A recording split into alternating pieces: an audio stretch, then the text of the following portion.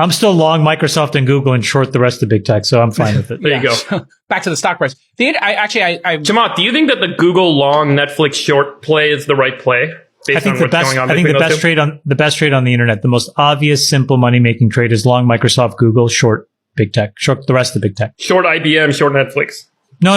Short. No. Meaning you can very comfortably short Apple, Facebook, Amazon, Netflix, and be long Microsoft, Google. So as a spread trade, right. It's the best risk parity trade on the internet right now. I mean, period, in the markets. Can you explain a spread trade? So look, I tweeted this a while ago, but it's like, and again, I think like, well, let me be constructive and say the people on Twitter that respond to these threads are not totally stupid, although I think they're kind of idiotic.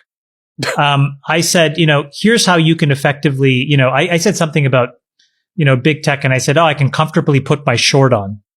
And I'm kind of trolling people when I do that because I'm not telling them the full trade. And the real trade, whenever you put anything on, in my opinion, is all about managing risk.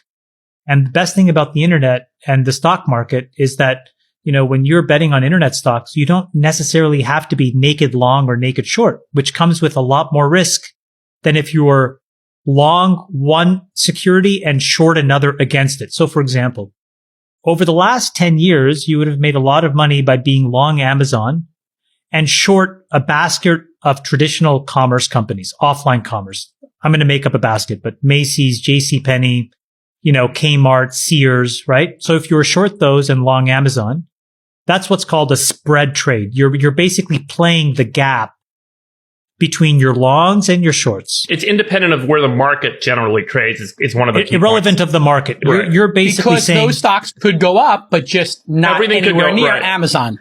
Yeah.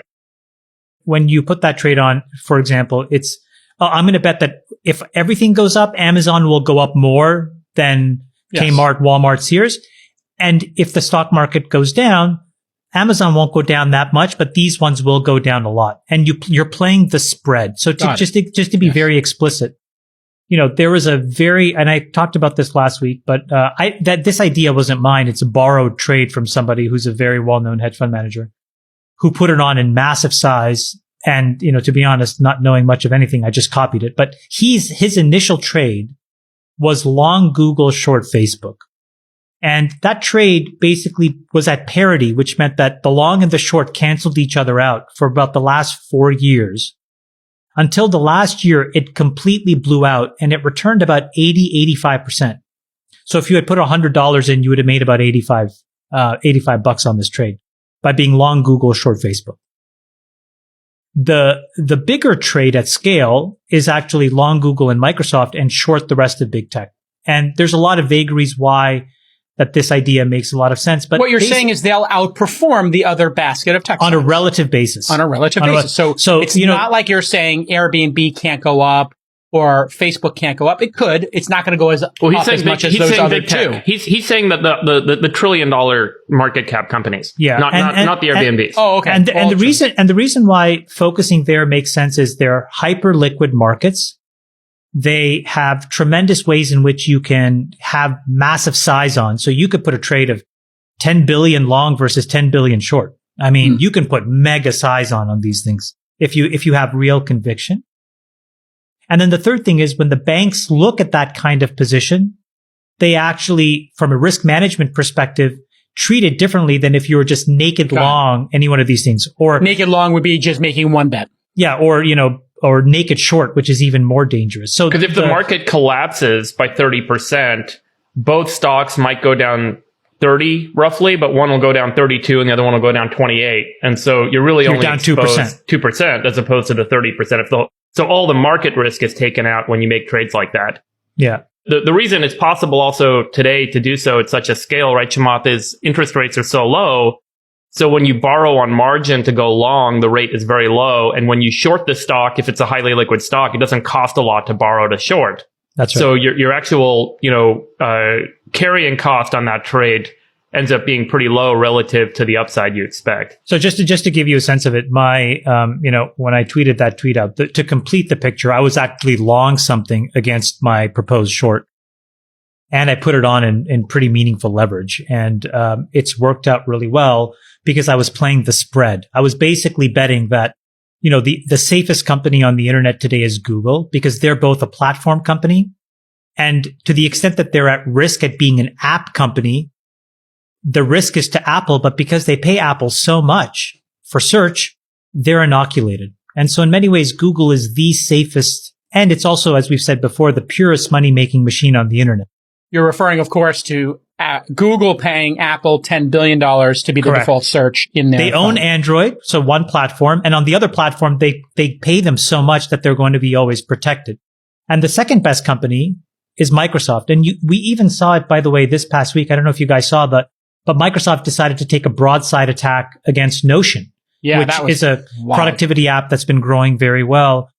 I felt this when I was on the board of Slack. When Microsoft put its gun sights on us, we always thought that they could not outcompete with us. And what it turns out is when you have a massive distribution advantage, feature parity is enough, and you can actually be slightly less than good enough on the features, because distribution and bundling and packaging overpower a customer's desire to adopt a product. So in the case of Slack, it was very difficult, I think, for us to compete against Microsoft's bundling of Teams with all this other software that they were selling, and all the discounting that they could do made it very difficult for us to compete because we had a single product.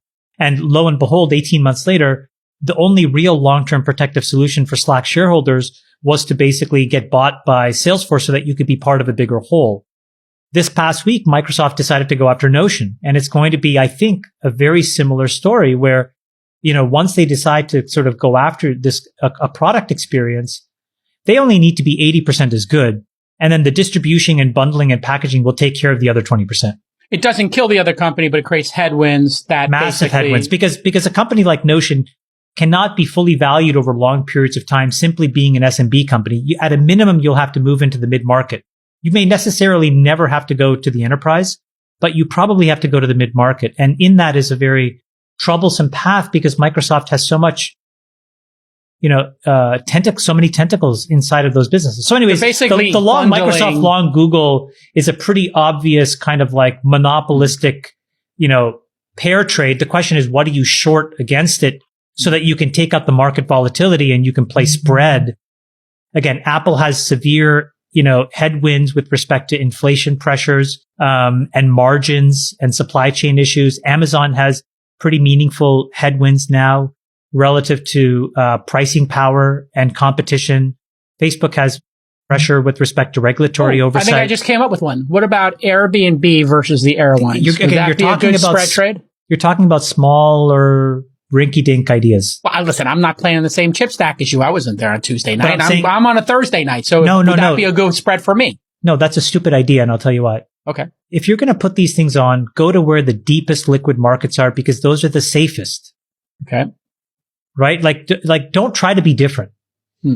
Being the same here. Well, tell me why Airbnb, which is an incredible margin business that's incredibly well run and growing, versus airlines, which are horribly run and low margin, why wouldn't that be a good spread trade? I'm just thinking out loud here. I think it's a very, very you're picking two random companies out of a hat. Well, no, they're both in transportation and vacation and travel. They're completely different businesses with completely different motivations, with different capital pools, with different people that own the stock. There's no point trying to get cute on these things. My point is, if you really want to be hedged against market risk, got it. Go to where it's safest. Find the simplest, most obvious thing. Don't overthink it or don't put it on. So another obvious one, here's it. So obvious is within big tech, figure out which ones you want to be long, which ones you want to be short. That's a spread trade that over the next 4 or 5 years, where if you expect a lot of market volatility, it makes sense to maybe put some of this kind of stuff on, right? A different version of this idea, which makes sense, is in autos. Again, trillions of dollars of market cap, and you can make a decision. Do I want to be long Tesla, Lucid, and Rivian and short the traditional autos? That could be a trade. But trying to go after, let me pick Airbnb versus United Airlines is too random for me, and I don't think they're correlated enough for it to make any sense.